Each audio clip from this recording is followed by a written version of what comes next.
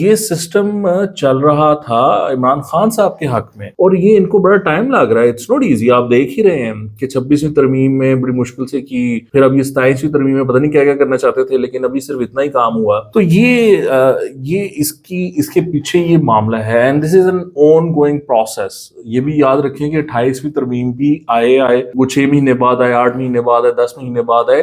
وہ سسٹم جب اپنے آپ اپنی ضروریات بتاتا ہے ان کو کہ ان کے کوئی کام نہیں ہوتے، یا یہ پھنس جاتے ہیں، یا یہ ریئلائز کرتے ہیں یار یہ تو اس میں تو لیجٹمیسی نہیں آ رہی معاملات میں، تو وہ پھر یہ ان کو سمجھ آ جاتی ہے کہ ہمیں یہ کرنا ہے. تو وہ اب 27ویں آ گئی ہے، آپ بہت جلد دیکھیں گے کہ 28ویں ترمیم بھی آئے گی، اور یہ سارا معاملہ کرنا پڑے گا، ورنہ اس کے بعد بغیر یہ گزارا نہیں ہے. تو یہ وہ پروسیس چل رہا ہے اس ٹائم. اینڈ آپ انڈرسٹینڈ کریں کہ عمران پروجیکٹ کوئی چھوٹا موٹا پروجیکٹ نہیں ہے. It was a huge project. اس کو بند کرنے میں کتنا ٹائم لگ رہا ہے.